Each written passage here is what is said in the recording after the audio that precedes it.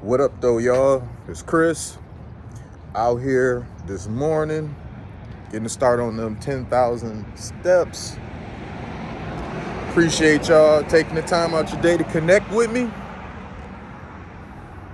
We're out here on Woodward. This is one of my usual walking places, out here on Woodward. I just enjoy seeing just everything on Woodward. I get out here, sun is on me. There's traffic, but it's light. There's people doing this and that on their way to grind. Some even coming back from the grind. They've been grinding overnight. So I'm out here early morning, getting my day started, getting going on my grind. And that kind of taps into what this topic is about. And it's nobody is coming to save you. Nobody is. Whatever's wrong in your life, or that you've identified as being wrong in your life, whatever issues you may have, whatever things you are unhappy with, you are going to have to be the one to fix them. You're going to have to take the first step. You're going to have to take the last step. You are in the driver's seat of your own life, and it's up to you to fix whatever problems you have. There may be some assists along the way from people that you know, friends, family, there'll even be assists from strangers.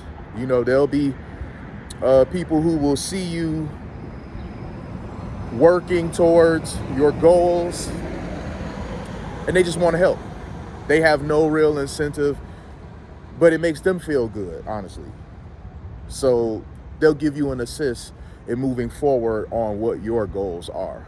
I've had that happen plenty of times. People who don't know me or know me very little, they'll see how motivated I am. And that's infectious. People see you, they see your drive, and even if they're not really working towards something themselves, they'll feel compelled to help you though. And they may not have any dreams, any aspirations, but if they can assist in some sort of way to help someone else reach theirs, they're oftentimes satisfied with that. So you will get some assist here and there from people, especially strangers, but don't count on that. You're gonna have to really count on you. Everything is gonna begin and end with you. No one's going to care enough about your life and your issues to fix them for you. So, money's a big deal. People like to say, oh, money's not everything or whatever. It's not everything, but you have to respect the influence that money has.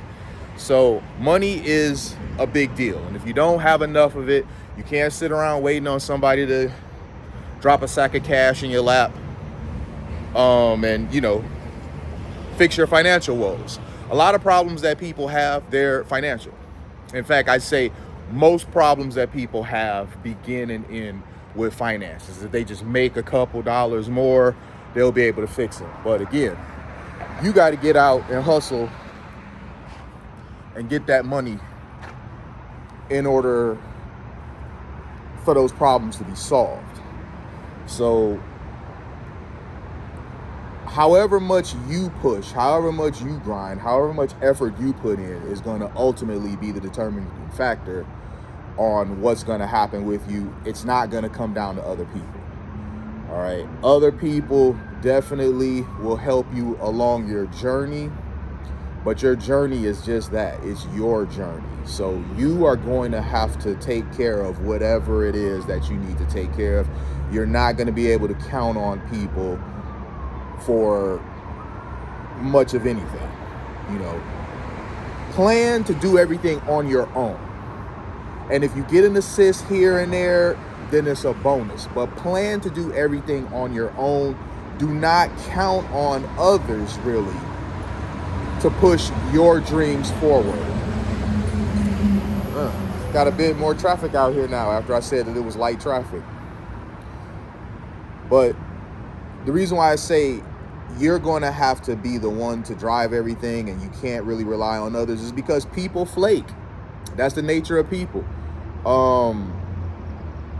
Even when you're trying to pay people to help you out and give you a hand, they will still flake on you. I remember I needed to move something. It was like a piece of furniture or something. And I reached out to someone I know, told him what my plight was, and he agreed to help me. I'm like, cool. Now, he wasn't doing this for nothing.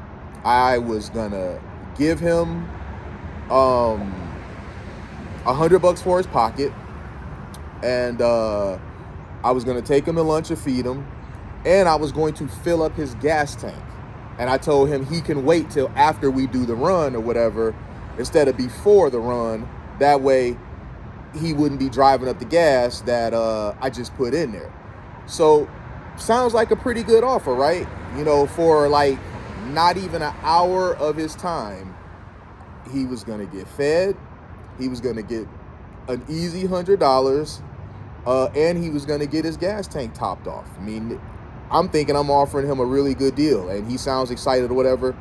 A couple days later, when we're supposed to go pick up the couch or whatever it was, didn't hear from him. He didn't call me. I called him. He wasn't picking up.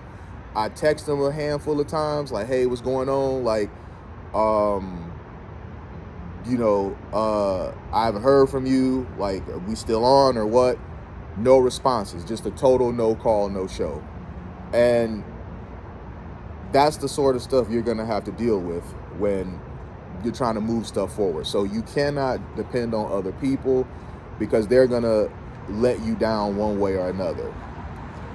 The best help from other people is when it's unexpected, when it's an unexpected assist. You were already planning on doing this and that on your own, and someone just kind of helps you along. That's the best type of help. You don't want to plan other people's assistance in what you're trying to do, because when they don't come through, and a lot of times they won't, you don't want to be boned. You don't want to be scrambling for a plan B without them. You want to make plan A without them. You don't want plan A including them and they didn't show up, and now, oh crap, what's my plan B? And in many cases, just to show you the nature of people, they will flake simply to not help you. So it's not that they weren't available and they couldn't help you. They just don't want to help you move forward. They just don't want to help you progress in any way, shape, or form. And you can't even pay them to assist you. That's how internally they are a hater. Like, people are just that spiteful and jealous and fueled with envy when it comes to giving people assists, that after they agree to give you a hand, they'll go home and think about how you're gonna benefit and progress forward from their assist, and they don't want to give it to you. It is the craziest thing, but that's what you're gonna have to deal with. So be ready for that, be prepared for that, and that's why I say plan to do things on your own and just enjoy the assist that you'll get here and there when people decide, hey, I see you doing this and that, let me give you a hand. But you are going to be largely on your own. No one is coming to save you. No one is coming to, move your dreams along for you. No one is coming to fix your financial woes for you. No one is coming to do anything for you. You are on your own. So drill that into your head. No one is coming to save you. Never ever think anyone's coming to save you. Everything when it comes to your life, because you're in the driver's seat, remember that. Everything when it comes to your life lives and dies with you. It begins and ends with you. All right. The success or failure of it is 100% on you. So when things don't work out, you have to own it. Like, understanding that everything is on you, it holds you accountable, because if things don't work out, you can't be like, well, this didn't happen. If such and such would have came through, this would have worked for me. If such and such would have hooked me up with that plug, that would have worked out for me. You're not planning on help from these people to begin with. You understand that everything is on you, that no one is coming to save you. But people, you know, predictably, they're always going to jump out about how they believed in you and always knew you could do it once you've achieved what it is that you're trying to achieve. But always remember, once you get there, things weren't how they're trying to airbrush it. They weren't really as supportive as they would like to portray now. Because if they were, when you needed that ride here or there, you would have gotten it. You know, speaking of that guy who was supposed to give me the ride to get the couch, that ultimately ended up being a blessing in disguise, because it encouraged me to just get my own truck. You know, I said, to heck with this, I'm gonna just get my own truck. So I needed to get another vehicle anyway, so I just started looking for a truck. I said, this will be the last time that I reach out to somebody with a truck and they flake on me, because that wasn't the first time. I think in my life, there's one time, and I'm gonna name drop him because this was a really good dude. Joe Schweck. Really cool dude. I knew this guy when I was like 19 years old. He was just a really kick-ass, awesome dude. Joe, if you out there somewhere, man, shout outs to you. He had a Ford Ranger, I think. He had just gotten it. You know, absolutely loved that thing. I needed his hand. I was moving. And, you know, he told me he would help me.